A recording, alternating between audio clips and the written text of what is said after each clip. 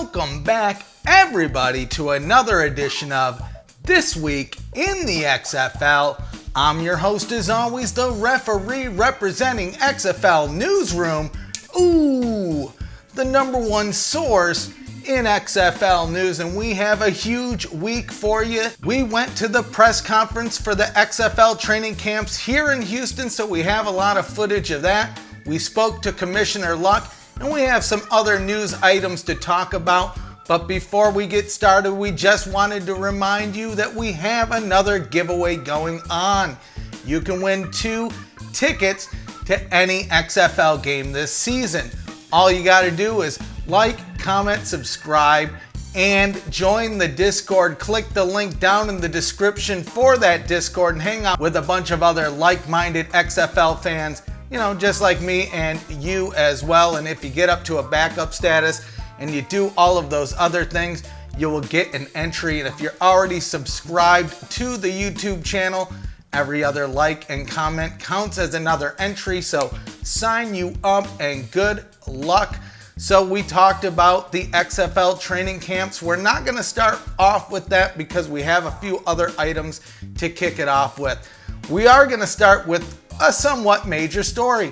So the XFL supplemental draft kicks off today, at least the day that this video is releasing, at 12 noon.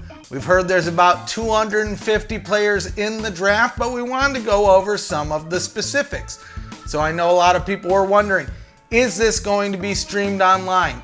No, it's not going to be streamed, but all of the picks will be announced via social media from all of the different XFL teams, right? So similar to how we had that 5th and final open phase of the original XFL draft, that's how this will be going down as well.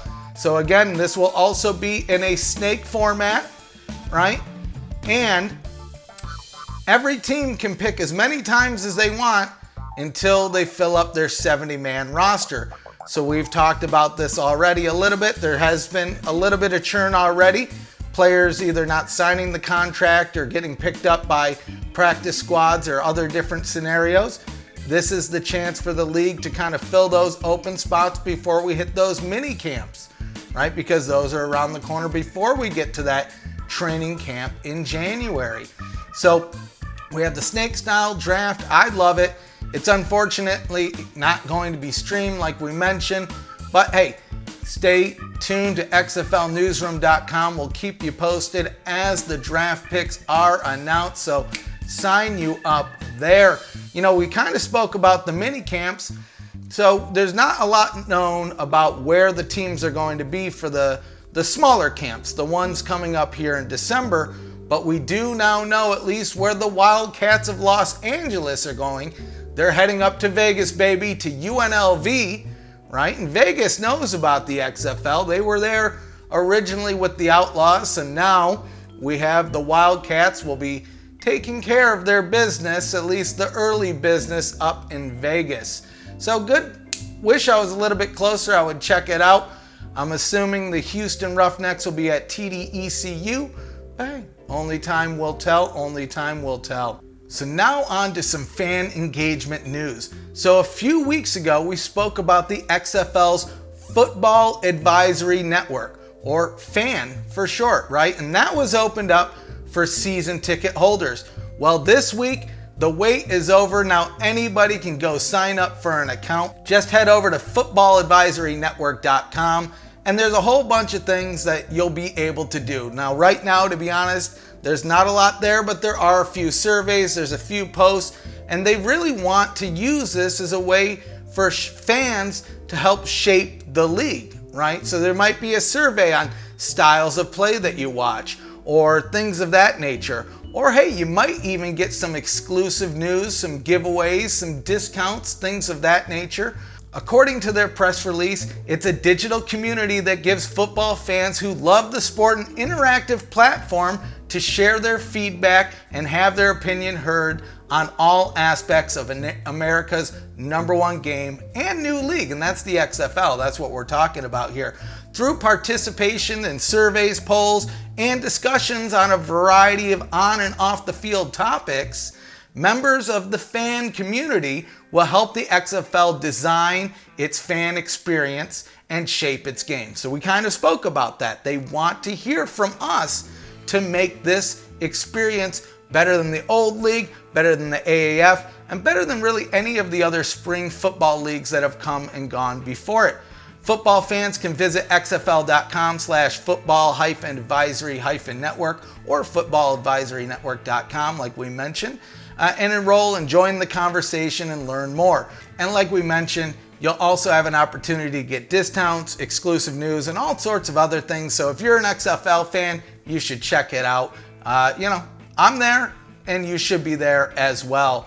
So now we're on to the big news of the week. The XFL and the Harris County Houston Sports Authority held a joint press conference this past Tuesday in Houston to give us some more details on the upcoming XFL training camps. And just to kind of give a little bit of information here, so unlike the NFL, the XFL, at least for this first season, isn't going to be holding a traditional preseason. Rather, they're going to be having this training camp, which now we know and we've heard in the past is going to be held exclusively in the Houston area, so all across Harris County, and that is going to act as their preseason, right? They're going to have the workouts plus some exhibitions and things like that. But this is huge news for the Houston area or Harris County really in general, because they're bringing in a load of folks. They mentioned over 1,000 representatives between players, coaches, executives, TV executives. That's a lot of money that's going to be spent in this community. So the training camp kicks off January 4th and ends January 22nd. They're spread out over 8 different locations in Harris County. So each team has their own practice facility, which in turn kind of works as their home field during that time. Now, when I think about it, when I look at it, and I've had some discussions online already, this reminds me a lot of preseason baseball, right? So a lot of the teams, at least they split them up into 2 different locales, but they move to states where most of the teams don't normally play, right? And that's their home field for the preseason. Now, I don't know if this is going to stay like this for next year, but at least for the first season, I really dig the idea. Now, again, for my own selfish reasons, and I am in the Houston area, I'm really excited to hear that at least some of these events are going to be open to the public, right? So I plan on checking out at least one of each of the team's home facilities if we have the opportunity to. But the cool thing is the XFL actually sent us an invite to cover this event as well.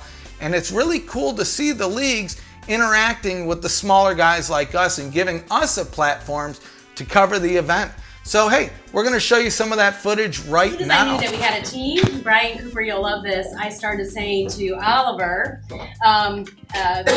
Oliver, where are you going to take training camp? He's like, Gios, he just announced that Houston has a team. And I'm like, I know, but where are we going to take training camp? And so I've been bugging him for months about training camp, and it's really exciting for us to announce today. We're very proud that Houston has been chosen to host all 8 teams for the inaugural XFL preseason training camp, and the training venues will be all over Harris County. We're going to share the love. Everybody is going to get a piece of it and touch the XFL. This is indeed a football town, and but the good news is that when you think about what's going to be happening between January 4th and what's the date on that? 22nd. Yeah, more than 1,000 representatives of this new league will be right here in the city of Houston. They will be occupying more than 10,000 rooms. More than 10,000 rooms, and consuming more than 60,000 meals. That's a lot of barbecue, Mayor. It's a lot of barbecue and everything else along with it. But I mean, the reality is that just when the NFL is winding down, the XFL will be winding up.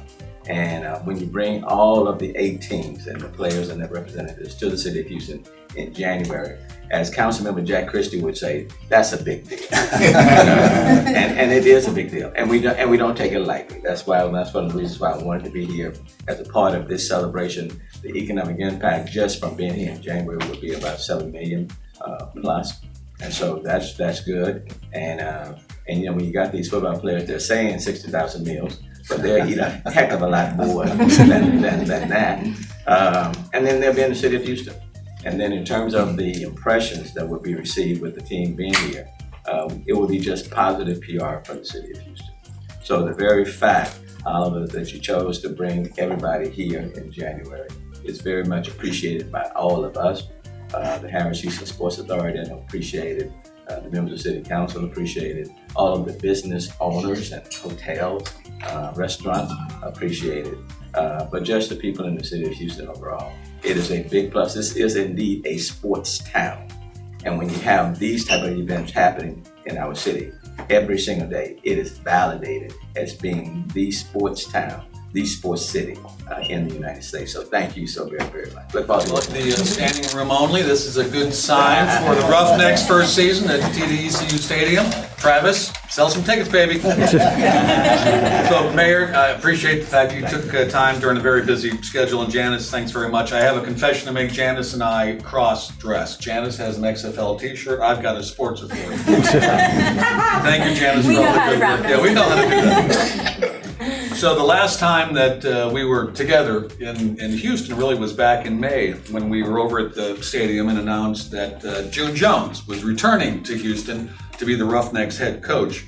So since May, a lot has happened in our league, and we're all very proud of that. We've announced our team names and logos. Of course, we've held our inaugural draft. We drafted over 70 players per team in the span of 2 days to begin to stock up our rosters. We announced our, quite honestly, landmark partnerships with both ESPN and Fox. So there's never been a league that started like we have from scratch that's had such powerful broadcast partners. The Disney Corporation, which of course owns ABC and ESPN as well as Fox. Every one of our 43 games will be broadcast either on an over-the-air network or on fully distributed cable. So we have unbelievable visibility, which puts the pressure on us to play good, entertaining football. But we're very excited about that. Our season tickets and single game tickets went on sale about a month ago, and we're surpassing our internal expectations of how we're doing there. So we're very confident that we'll have great crowds in our buildings. And in the next couple of weeks, we have a number of additional bits of information that will be coming out. We're going to reveal our football. We will have our uniforms and our helmets revealed as well in time for the holidays. And we're looking forward to kicking off our training camp in December, the first week of December in each one of our 8 markets.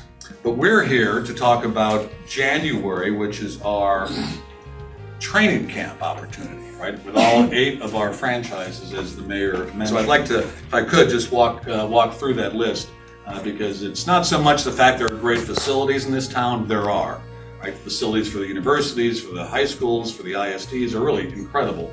As good as there is anywhere else in the country, and that includes our friends up north in Dallas. But the spirit with which people received our overtures and worked with us to try to figure all this out was really the special part and that's Houston. It's a spirit of can-do, it's a spirit of cooperation. Let's all pull together and make something like this happen. So let me thank our good friends from TDECU Stadium, University of Houston. Chris Pesman, David Tagliarino are here. June Jones and the Roughnecks will be out at U of H really for the entire season, so we couldn't be happier with what you all have done for us. So Chris, thank you very much, appreciate that. The Seattle Dragons will be at Del Mar Stadium, right? HISD's crown jewel. And the Dragons, coached by Jim Zorn, will also be using the O Athletic facilities, which is basically a weight training facility. The St. Louis Battlehawks will be up at Aldine ISD. And that team, the St. Louis Battlehawks, will be lifting weights over at St. Pius, the 10th.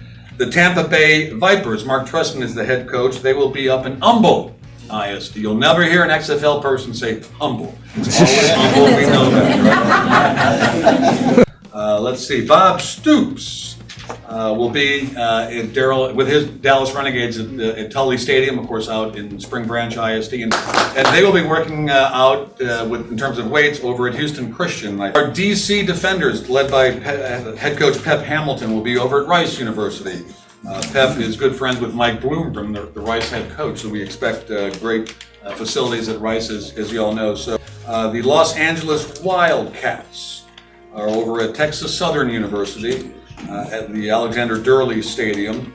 And we've got our New York Guardians. Kevin Gilbride is the head coach. They will be at HBU. So we have all of our franchises covered. Again, it was not so much the great infrastructure that exists, and it really is very impressive, particularly for something like this. But what was so impressive was the spirit of cooperation and the spirit of openness. People want to help this community. It helps that football is the red thread that carries through because of the love that we have for the game. In fact, very often we're asked, why is Vince McMahon doing this? Why did he relaunch the XFL? It's really very simple, for the love of football. It's all about the love of the game and what it means to people, and it means a lot to people here, certainly in Houston and South Texas. Thank you very much, Mayor Janice, for all the work that you've done, for all the folks at the Sports Authority. You've really done a marvelous job of pulling this massive community together, because sport is something that does bring people together. It's one of the great sort of bonds, one of the great bits of glue that every community has, and I think it's as strong in Houston as it is anywhere else. So we're delighted to be here with training camp. It's a very special moment for us. I am looking forward to being here more or less the entire month of January. And I am told by the mayor that we'll have weather just like today. Right, Mayor? Thank you very much. He's ordering it up. There you have it. You can see we had a whole bunch of folks there. We had Janice Burke, the CEO of the Harris County Houston Sports Authority. We had the mayor of H-Town, Sylvester Turner. We had the commish, Oliver Luck, and team president of the Houston Roughnecks, Brian Michael Cooper. So all in all, it was a great event, and you know what? That wasn't it from our footage. We also had a chance to talk to the commish himself, and we got a few comments from Mr. Luck. So check that out right now. Do it. So are the training camps, are they going to be open to the public by chance? Most will. There'll be a series of sort of scrimmages that'll be open to the public. A handful will be closed to the public. We'll come out with a full schedule. We also are planning to have lots of sort of very interesting fan engagement opportunities for folks, whether they're high school coaches or youth football coaches, players themselves to come out. It's the non-traditional football season in a sense. I think we may get some folks who are just curious about what it looks like and how it's moving. Perfect. Can you tell us what went into the decision making to choose Houston as the city to host all of the teams here? Well, a couple of things. Number one, we decided that we needed to be in one of our markets, right?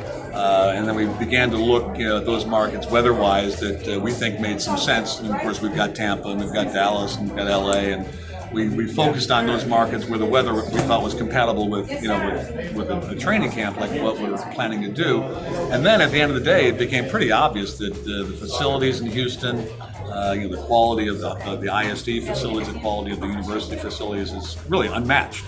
And then beyond that, I think what I really wanted to emphasize here today is the spirit of cooperation and the willingness to sort of work with us to be a part of the greater good, right? So the Spring Branch ISD, sure, we'd love to have you work at Tully or Humble ISD. Sure, we'd love to have you practice for 3 weeks over at Turner Stadium. So that kind of cooperation doesn't happen all over the country. Yeah, and that's one of the things that makes Houston special. Oh, absolutely. So that's great to hear. So can you give us some more information on? You talked about the jerseys, the helmets, the game ball. Give us some timelines on when we may see some of that come through the pipeline. So I want to say it's all coming up in the next 3-4 weeks. How about that? Hey, I'll take it. It's better than nothing. It's better than nothing. So it's always great to have a chance to talk to the commissioner. It's always fun to meet the man in charge of the things that we're going to be watching next month. But this is a huge week, and as you heard, we have some more announcements on the way. We're going to be getting those team uniforms, the official game ball in the next few weeks. We've heard around Thanksgiving, so that matches. During the press conference, he said before the holidays we'll know. He didn't specify which holiday, so Thanksgiving's a week away, Christmas is about a month away, so we're getting closer there. So I am excited. But that's about it for this week. We had a huge week, we had a lot of news, and we're gonna keep you posted as we get more news. But before we let you go, if you didn't know, we're also on Facebook and Twitter at XFL Newsroom, so head over there and give us a follow. And since we're on YouTube, make sure you drop a like, comment, subscribe, and hit the bell to see when we're dropping new videos. Some are going to be live and some are going to be pre-recorded, just like this one. So until next time, ooh, sign you up.